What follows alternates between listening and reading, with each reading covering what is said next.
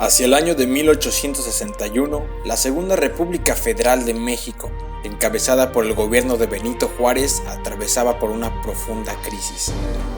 La Guerra de Reforma y conflictos armados como la Revolución de Ayutla habían minado la de por sí endeble economía nacional, desencadenando desabasto y en consecuencia hambrunas, pobreza y descontento en la población.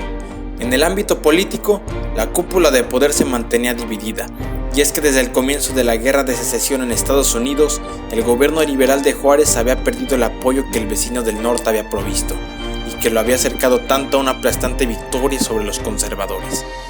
Con Estados Unidos temporalmente fuera de la operación, los conservadores preparaban un contraataque en secreto, capaz de deponer definitivamente a Juárez de la silla presidencial. Con un país pobre y endeudado, una economía en ruinas y un sistema de gobierno fallido, México era sinónimo de inestabilidad. Así, el 17 de julio de 1861, el gobierno de Benito Juárez promulgó la Ley de Suspensión de Pagos, que interrumpiría de tajo y durante 2 años el abono de la deuda a sus principales acreedores europeos. No obstante, la respuesta no tardaría en llegar, y solo 3 meses después, el 31 de octubre, se celebraría la Convención de Londres, en donde Isabel II de España, Napoleón III de Francia y la reina Victoria del Reino Unido formaron la alianza tripartita, acordando ejercer medidas de presión contra el gobierno mexicano como represalia por la moratoria de pago. Para diciembre del mismo año, la alianza tripartita realizó un bloqueo naval en el puerto de Veracruz y posteriormente ocupó las ciudades de Jalapa y Orizaba, amenazando con llevar a la bancarrota al país, cerrando la entrada y salida económica entonces más importante. Ante las represalias de la alianza tripartita, el 19 de febrero de 1862, el gobierno mexicano llevó a cabo un acercamiento diplomático con las potencias europeas, conocido como los Tratados Preliminares de la Soledad, al final de cuyas negociaciones España y el Reino Unido se retiraban de México. Sin embargo, los intereses del Segundo Imperio francés iban más allá. Y es que ante el futuro incierto que suponía la Guerra de Secesión estadounidense, los conservadores mexicanos y Napoleón III habían negociado la creación de una monarquía aliada de Francia en el continente americano. De esta forma, con el apoyo europeo, los conservadores aplastarían a Juárez y los liberales para así continuar gozando de sus privilegios, mientras que los franceses, además de legitimar su puesto en la carrera por la hegemonía mundial, en México tendrían un gobierno títere y controlarían el comercio del Caribe y Sudamérica. Esperando una pobre resistencia, en abril del mismo año el ejército francés, bajo el mando de Dubois de Saligny, con el apoyo de los conservadores y la Iglesia Católica, comenzó su avance militar. Pero el 5 de mayo de 1862, en la reconocida Batalla de Puebla, el general mexicano Ignacio Zaragoza le puso un alto a los invasores, derrotando al ejército francés, una de las fuerzas militares consideradas entre las más poderosas de la época, quienes se vieron obligados a recular y refugiarse al sureste del país. Mientras tanto, las negociaciones entre los conservadores y Napoleón III habían resultado en el ofrecimiento de la corona a Maximiliano para gobernar México, quien era hermano del emperador Francisco José de Austria y miembro afiliado a la Casa de Habsburgo-Lorena. Los preparativos para la invasión definitiva habían comenzado. Un año después, en 1863, las tropas francesas en México se habían reagrupado.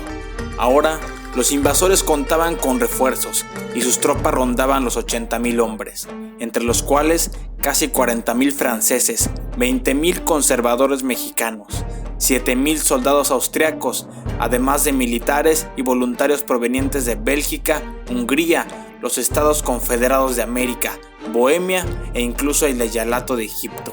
Por su parte, a pesar de contar con cerca de 70,000 hombres, las fuerzas del apenas experimentado ejército mexicano estaban mal adiestradas y carecían de equipamiento militar y disciplina. De este modo, una vez en México, las tropas invasoras arrasaron con el ejército liberal.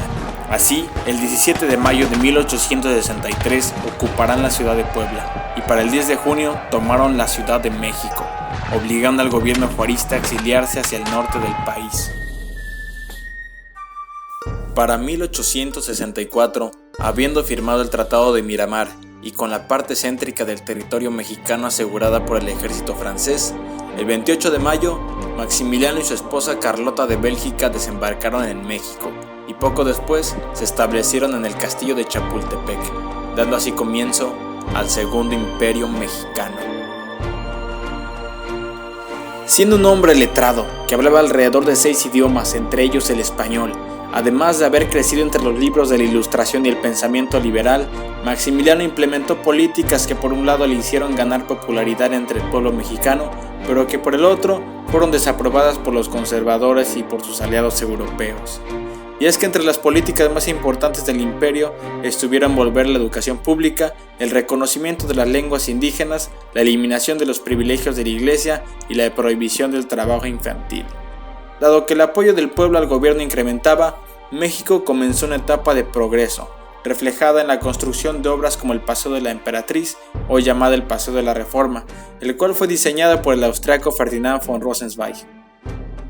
Mientras tanto, diseminados y perseguidos por las tropas francesas, el gobierno en exilio de Juárez llevaba a cabo una peregrinación y guerra de guerrillas, que para 1865 lo llevaría a establecer una cabeza de gobierno provisional en El Paso del Norte, hoy llamada en su honor Ciudad Juárez. No obstante, ese mismo año los acontecimientos dieron un giro drástico, ya que con el fin de la Guerra de Secesión, Estados Unidos volvió a apoyar al gobierno liberal de Juárez, al mismo tiempo que ejercía presión sobre las coronas europeas y especialmente sobre Francia, para que éste desistiera de su campaña en suelo americano. Lo dicho, además de las amenazas belicosas de Prusia en Europa y las agitaciones republicanas al interior del gobierno francés, llevarían a Napoleón a retirar sus tropas de México en 1866. Ese mismo año, Carlota de Bélgica saldrá de México a buscar apoyo militar en Europa. Sin el apoyo europeo, abandonado e incluso con algunos conservadores en su contra, el Segundo Imperio Mexicano se aproximaba a un colapso ineludible.